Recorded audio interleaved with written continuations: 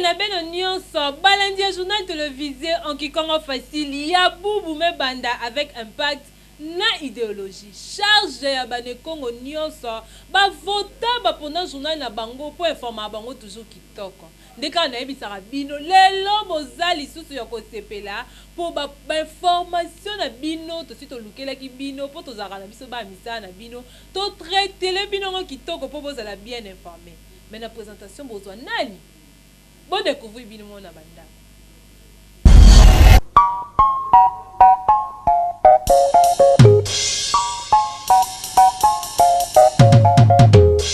Kaka oui, on conquête les bagousiboudele. Analombe bagougene. Kaka oui, on conquête les bagousiboudele. Olombe bagougene. Ndalbe. Ndalbe. Atalaba ya ya ya ndamde. Atalaba mama ya ndamde. Atalaba tata ya ndamde.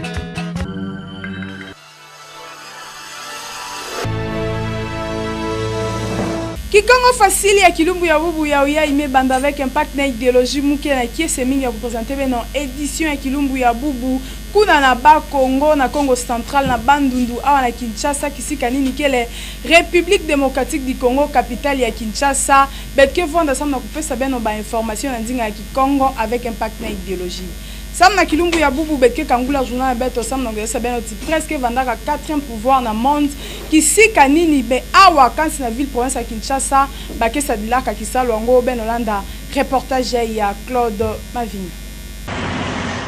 Benotel la foisson change à Bané Congo qui Congo facile la mekuza réfléchir par rapport. Il y a 4e pouvoir ina be mekuza ka pesa na presse bampanya luzolo ya metinda beto kuza kanisa sam na yau. Ya keleka na Kinshasa tope na République démocratique du Congo. Atako ya kele 4e pouvoir côté en kaka ba kuza kuzitisa yau kasi côté en kaka pe ba kuza kubafuer yau. Il y a quel exemple quand reporter Mosi amekita na terrain samuna kukuza baka ba image to pe fait de société songolo pakala ngeke mona ba a jamais kuza bima bake na kulomba yandi autorisation de reportage kuza ba ve quel samuna nini nzokande autorisation samuna kuza kusala reportage yake vondaka surtout na ba lieu stratégique net avant ekota na aéroport avant ekota surtout na RTNC même na bakan ya mtina mtindu il faut revendre na autorisation kasi samna kuza filmer nzila na kumonisa bamfumu samu bakuza sala kisalu mbote yake na kulomba kwani autorisation fait yake na kulomba bamfumu baza ba kusimpliquer na dossier ina ba policier en kaka ole bavana ba agent de l'ordre ba mekumaka ba agent de désordre beno baka kakuza ka salama na mpanga beto ya Molière télévision yake le pasi ya kuzaka salama pe mingi na ba agent ya mtina mtindu yavanda lingala facile Kikongo facile soit ali facile il faut bamfumu baza ba kusimpliquer na kuza ku respecter 4e pouvoir pe ba journaliste baza ba kusala kisala na baou en toute liberté c'est que bien.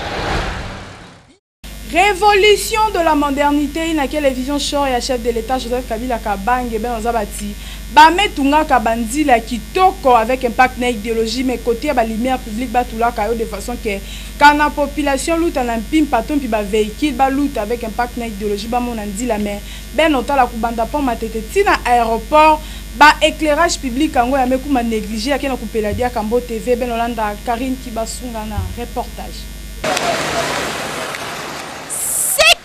C'est que kiese bampango ya luzolo beno zabake bamfumu bakaka dikanisi ya kubongisa bandila nyonso awa na mbanza Kinshasa pe na République démocratique du Congo ya mvimba kasi kamera na beto tambulaka awa kubanda na monument ya Lumumba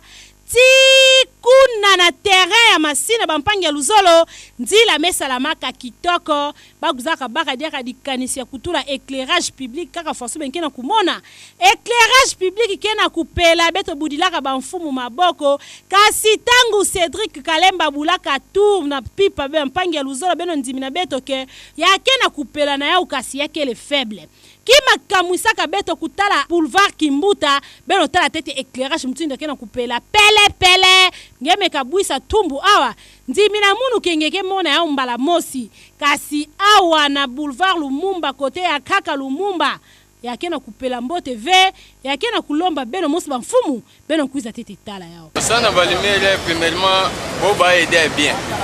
mais problème na bête mingi bonne kwa na masina ngamo singa bête s'habituer faut limele over vendre makasi bon pe limele yo na éclairage à mine ve yo lo mande otulo vendre pembeni quand on doit bonne écart ba 100 mètres c'est un peu difficile ngemuna yo na limele makasi ve bien va bonne limele ki na quartier na André Kimbuta ngemuna c'est facile ata téléphone bon ntoto nge nangula yo mais na limele c'est un peu difficile ça no muna mundage na bonne à 10 mètres ok un peu ok moi en passe on le manda mfuma bola ya yo bana bonne premièrement bonne extension si y a moyen quand on est bon service basi da kula na beta matadi na inga comme pour la forcer lumière que dans mona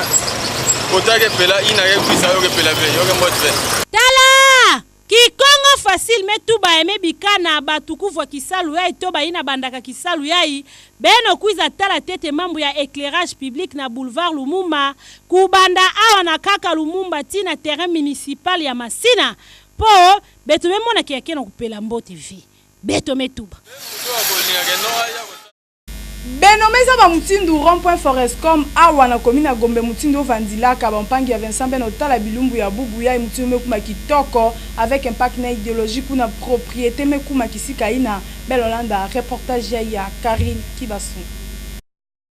Beto monisaka beno mutindu ba rond-point mingi na cité kele ya salité bumvindu kuna na ba rond-point na net ya rond-point zo vania ku beba kasi kama ya betu kaka na cité ve betu kitaka awa na centre ville na komona rond-point Forescom mutindu bamfume bongisa ya u longona na beno bamfumu sambu rond-point yai yo vania salité kansi yo me luata robe na yo ya impa beno tala bume tula couleur kitoko kote ya kwaku na mpimpa beno tala lumière façon ya kwa mina palala kwa tanga busa sinani ngeta komona yo kasi bente na mwini dia kampi éclairage me kuma kitoko bume kuna pelouse ya kitoko awa ba fleur pemeni nyonso yake na usala beauté et surtout que yoke pemeni ba artiste ke lutaka mingi na ba payage lutaka côté ya kwaku kanyo ba banzenza lutaka côté ya kwaku botamona ti révolution de la modernité yoke dikamo di solove yoke na usala bente la façon rompo ya yo me kuma na kitoko mpama na meso bume kuna pelouse ba fleur ke pesa mwa nsunga kitoko côté ya kwa mtango ba basika nsudi yambi kasi ba fleur on pesa mwa nsunga kitoko ngeli lutaka côté ya kwaku ngeli na dimpa na ngena utamula bonne mndele diaka ngitakuregrete ve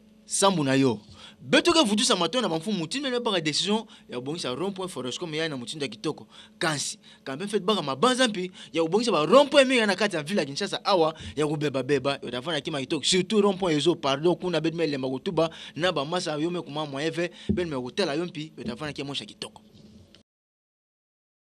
Conditions de vie à population yame bakama kuna na terre jaune na commune ki Banté qui ame ko intéressé journal TV qui Congo facile Benolanda reportage yai.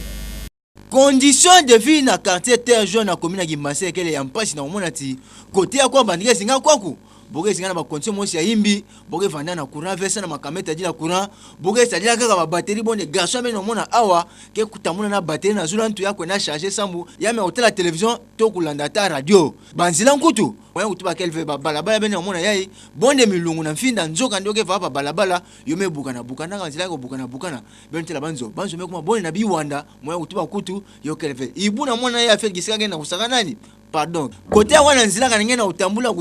bonde mama yange tamala de bonde moya fait que longa utambula nzoka nde kele gibuti ya mama yake na utambula nyonso sanki nzila ke kayo mbo TV bantu kesi na ba condition mo si ampasi masa ke vanda kave banzila ya kubukana nyonso côté ya kwaku kele bidilo na bidilo yo ina bete longa na mfumu kana beno lenda sadisa bantu ya côté ya kwaku bosi na ba condition mo si ambote unafanya ke mo kitoko sa modeli yai bonde na kangu di nkulu pena yo kele mbo TV ben sadisa bo.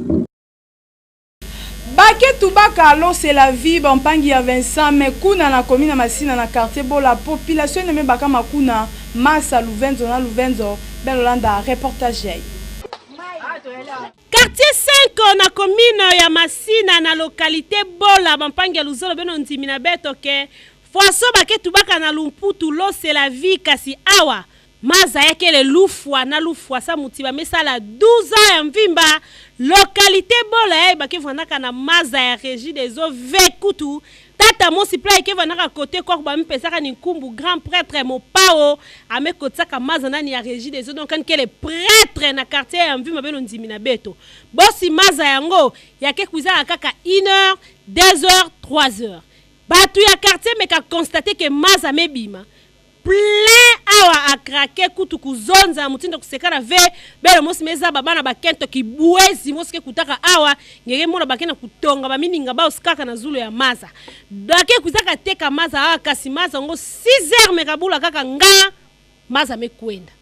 bos kunwana pardon ben sosila ya kumbu wa mfumu ya régie des eaux belo tala tete population ke vanaka côté kwa ben koti là ba maza de façon que ba pibanda kuteka maza po ba ke na kati ya capitale ya République démocratique du Congo beto metuba population ina me bakama na commune ya Ngale makuna na ancien combattant bakena mpasi ya courant na mutini mosi ya kutubila ve ba mfumu kana beno ke na kulanda journal TV ki Congo facile ya kilumbu ya bubu beno sala quelque chose sam na population ina makambu ya courant awa na mbaza Kinshasa beto sababu utasukila wapi akala na centre ville ya model yani ibuna na babwala kuna na bamfinda yo davana ngi mutina kota bangezi ngana wakati babwala kuna na fofo yansi na beto yo kele kiaji surtout na makambu ya SNEL kena usana na kati ya insi na beto beto sababu awa na cité des anciens combattants ba quartier A B C 2 bokele la difficulté ya courant ya busaka na vena komona ke bantagezi nga kota kwa ku ba câble ya courant na bokele ya kupola na bainzo ba frigo ba congélateur ba appareil électroménager nyonso mais bien kaka ba échantillon en pamba sam courant côté ya kwako yoke vandaka yove kwa ngana mona câble ya kitoko kele kaka ba départ unique na ndé munwe tunga zonani mais ba départ unique bandaka bin tina zonandi sam ngeko mona courant ya bien kana fe yokele mpashi il paraît côté ya kwako bometi na bo câble kasi c'est là ba information bometi na bo câble côté ya kwa mais kasi c'est là câble ngome kwendaka yoke zabana avec tibwetsa avec bezave na me de tuna câble ya bantu ya cité des anciens combattants ça beaucoup mona mpashi ya modèle yae yo yina bantuka zinga la cité des anciens combattants ke lo mwana mafumu ya SNEL beme utadila ukana bo sambu ana 4 ya centre ville boki singa ba control ya modèle akuna na pupu na bandu boda singa ngi mutindo banafanda kiaji kande makama kunai yoke simba kaka avec ti ilumbu ya bubu na kati ya insi na be beme utala sa barrage inga yoke ya wana bwana beto ke kisika kaka peme modèle yae kiadi gibeni ya kilumbu ya bubu ya ime manisa avec impact na idéologie journal télévision qui Congo facile journal à Bambia ka charge à Bané Congo ya ime mana mu vandaka na kiese mingi ya kupresenter beno édition ya kilumbu ya bubu kana beno sepela kana ya beno vutsa matondo na yandi mosi Olivier Lolande mutu nataka édition avec impact na idéologie na manima ya caméra bet vandaka na pangi na beto Floriman dans les coach et bu na côté à serveur central et munwe kaka yandi mosi dia ka Floriman da double brassard yande mutu menye kuna machine sang basket qui toro plein na bainzo na beno mais avant bet mansa qui Congo facile ya kilumbu ya bubet ke presse ba mbote na président Godé Mavambu kuna na matete franc congolais ne tombera jamais. Betke pour ça dire Rambote na yandi mosi Eric Lucas il est vraiment na matete ne tombera jamais. Sam na kilumbu ya bubu Ardon Kelani Kumi samunu ndeke Sam kuna na couloir à Malandi na couloir KBG ya Keinda kilumbu ya le 1er août avec impact na idéologie match mosi ya nene tabula makuna. Sam na kilumbu ya bubu mekuma ndeke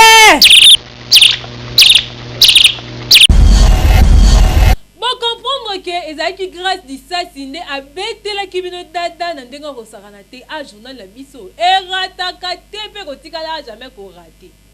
mais so bosepe na biso kaka nde toyebisaka bino numéro oyo eza mpo na bino bobengaka biso mwa baencouragement na bino na bacritique na bino esalaka biso bien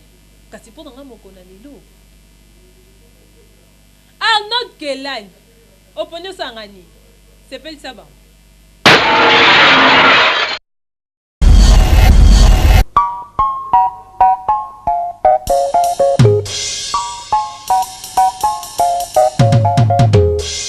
Kaka oui wakongetele bagusibudele analombele bagugene